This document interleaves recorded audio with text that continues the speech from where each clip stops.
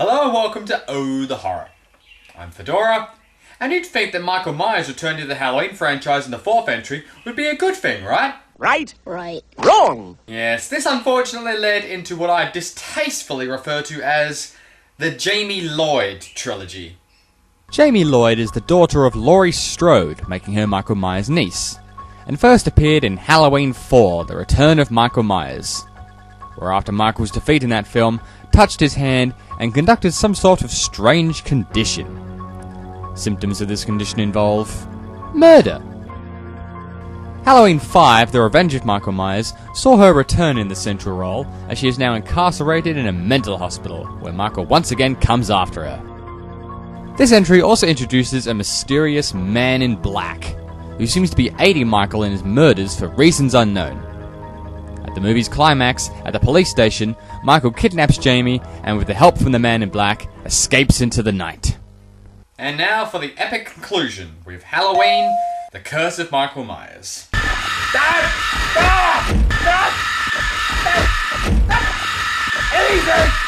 Easy! God!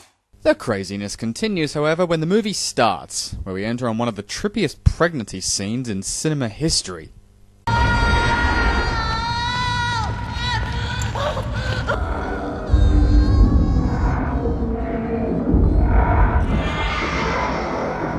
Is this what LSD is like? After the disco birth, we get a proper look at the new captive mother, who turns out to be Jamie Lloyd. That's right, this Jamie Lloyd. And who, may you ask, is the father of this new little bundle of joy?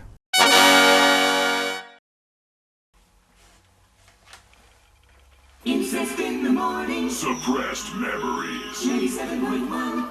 So, the little six-legged inbred mutant is handed off to the mysterious man in black from the fifth movie, who takes him away, leaving a screaming Jamie locked in a room.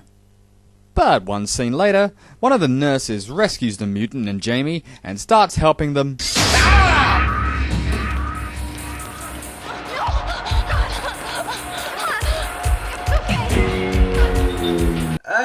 Did I miss something? Weren't they just in a cave like a second ago? Oh, whatever. So, the nurse leads Jamie to the exit of the wherever we are, and then runs off in some random direction, only to be caught by Michael.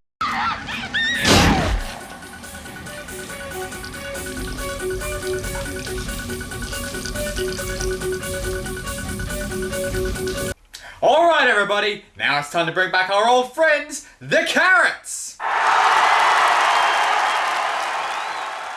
This time around, I'm going to be adding one carrot for every moment that this movie steals from the original Halloween. Like this moment, for instance. Look familiar at all? After a quick chase, Jamie steals a truck, and her and her little inbred bub make their escape. After that, we zoom over to Haddonfield. Stop! Mommy! God! I'm going to develop epilepsy before this is over. So now we're in the old Myers house, which is being lived in by, of all possible people, the Strode family, which include Kara and her young son Danny. Jamie Lee Curtis's Laurie Strode is nowhere to be seen, however, because she had more sense than to be seen in this hideous pile of idiocy. So it seems Danny is seeing visions of the man in black, whispering bad things to him. Ew.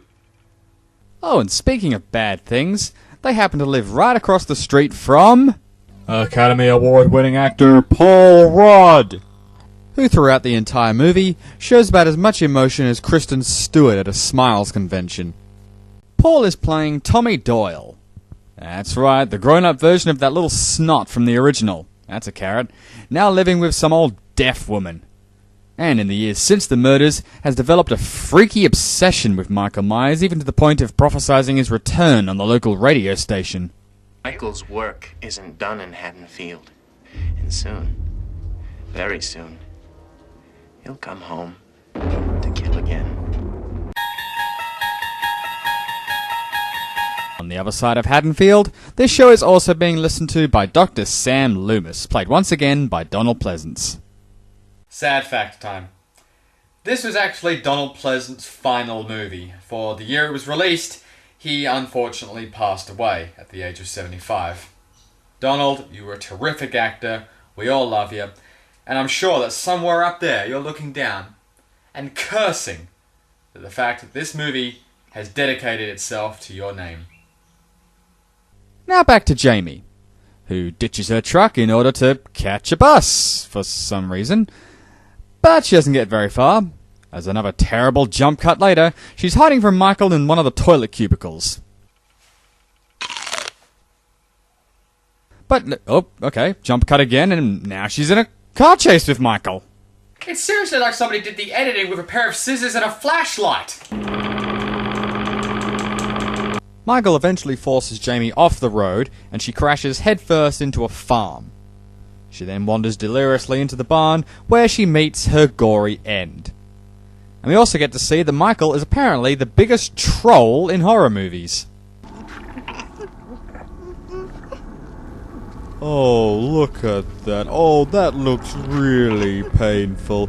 Here, let me help you with that. Oh, whoops, I slipped. But all isn't lost, as it seems that somehow Jamie managed to hide her baby, saving him from Michael. Back to Haddonfield, which feels it needs to introduce itself again despite us having already been here before, and we open up on a cheery breakfast with the Strode family. It's called psychology, Mom. Living in this house is enough to drive anyone crazy. Oh, yeah? Well, who the hell asked you to come back here in the first place? Before you came around, everything was going fine, till you landed on our doorstep. You and that little bastard even. I see only one bastard in this house.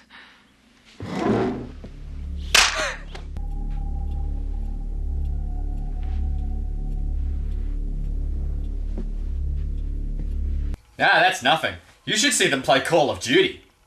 Come back. What? You didn't even have me. Oh my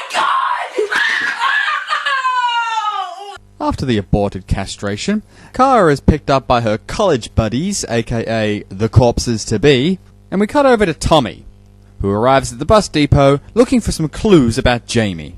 Can I help you, sir? Can you tell me if a bus arrived from Pontiac last night? I am doing my best Terminator impression. After following a blood trail, which absolutely no one has stepped in or even noticed, Tommy manages to find Jamie's little mutant stashed in a toilet cupboard. It looks like Paul's been knocked up. Fuck you. So instead of doing the sensible thing like going to the police, Tommy decides to bring the baby back to his place. Meanwhile, Dr. Loomis pays a visit to the Strode house to warn them about Jamie's death and that Myers may be targeting them next. So, naturally, the already nervous Mrs. Strode makes a break for it. And doesn't get too far.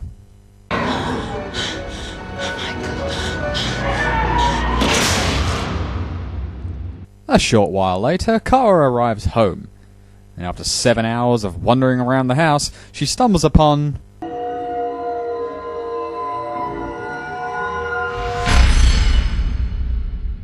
Hey, seeing as you guys seem to already be here, you didn't happen to hear my mother being decapitated, did you? No? Oh, I didn't think so. Tommy takes Kara and Danny to his place to keep them safe. Which goes well, considering Michael finds them half a minute later.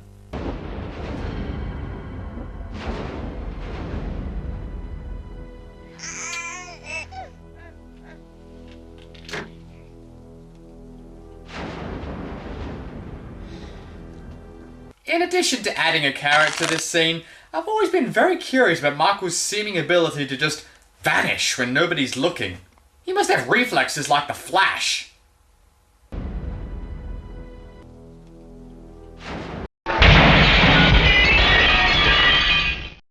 Tommy then decides to explain his theory on why Michael Myers is a serial killer. They were symbols, carved out of stone or pieces of wood, used in pagan rituals to portend future events and invoke magic. Among the ancient druids, Thorn represented a demon that spread sickness, brought death to hundreds of thousands of people. According to Celtic legend, one child from each tribe was chosen to be inflicted with the curse of Thorn. to offer the blood sacrifices of its next of kin on the night of Samhain. Halloween. The sacrifice of one family meant sparing the lives of an entire tribe. For years, I've been convinced there must be some reason, some method behind Michael's madness. Long story short. The Man in Black is the leader of a cult of druids, and Michael Myers has been reduced to their little errand bitch. Was that really so hard to say? As Tommy goes out to the town's Halloween fair to meet up with Dr. Loomis, we get some more entertaining talking scenes, this time with the deaf old woman. Long time ago, In a galaxy far, far away? it was a night of great power. Close enough. She blabs on for a while longer until Kara tries to take Danny away. Then she gets a little crazy. I was babysitting with him that night. Little Mikey Myers that lived across the street. Nope, stop. Stop making shit up. Just go another killing scene.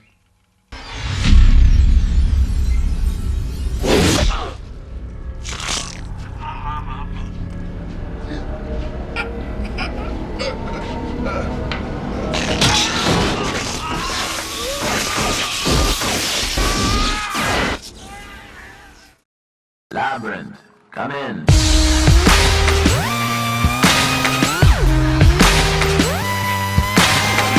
Michael then zip travels over to the Halloween fair to kill some dick radio star.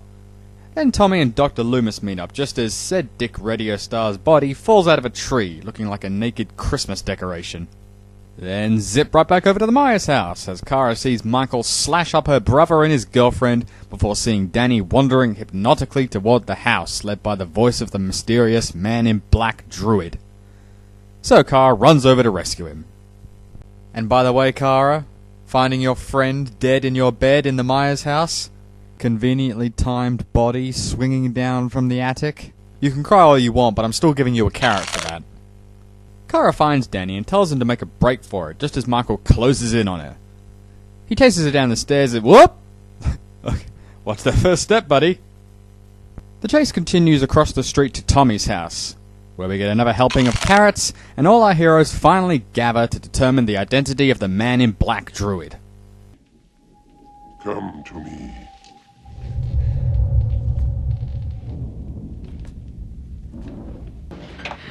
No. Please.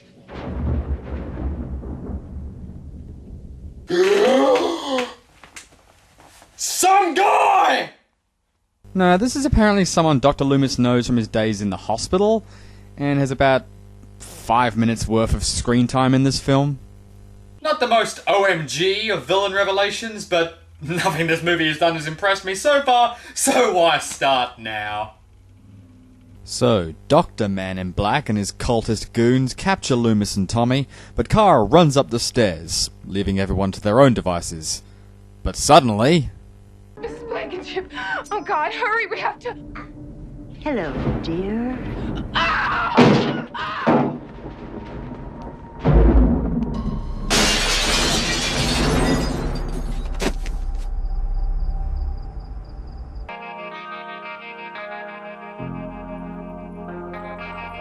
Nah, I'm only kidding. Kara is actually taken to the old mental institution where Michael spent most of his life, and the baby is taken away by the druids to allow Michael to kill it and complete his curse, apparently. So it's up to Tommy and Dr. Loomis to save the day, entering the complex and splitting up. Loomis confronts Dr. Man in Black, only to be jumped from behind, while Tommy sneaks into the max security ward to rescue Kara. They escape into the main part of the hospital, with Michael hot on their tail. But after a while, Michael's decided he's tired of being a druid lapdog and starts massacring all of the cultists.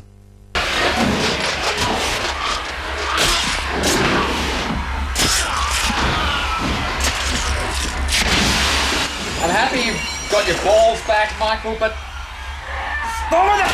Watch So the final chase begins as our heroes grab Danny and the baby and flee while Michael pursues them through the corridors and into a cultist laboratory, where after Tommy and Kara are beaten down, Michael closes in on Danny and the baby. But it's Tommy to the rescue as he keeps Michael busy and Loomis leads Kara and the kids to safety. And after one more seizure moment... Just let it end. Tommy escapes as well. So this movie closes out on Michael's empty mask, a syringe, and a pumpkin. So that was Halloween, The Curse of Michael Myers. And this is our current carrot tally. And after adding a few more from scenes I didn't get to show, and this is our complete total. And now, I'm going to take this total, and I'm going to throw it out the window. Because this movie couldn't be further from the original. For a movie that references the original so much, it sure does a great job of being nothing like it. From eye-shatteringly bad editing, to characters we could give two shits about, to an overusage of blood and gore, for this series anyway, Halloween 6 saw the end of the Jamie Lloyd trilogy, but sadly, not an end to the bad Halloween films. Yes, as difficult as it is to fathom, it actually goes downhill from here. So, until next time, I'm Fedora, this is the Horror. Save a scream for me. We'll see you next time. Ridiculous, great,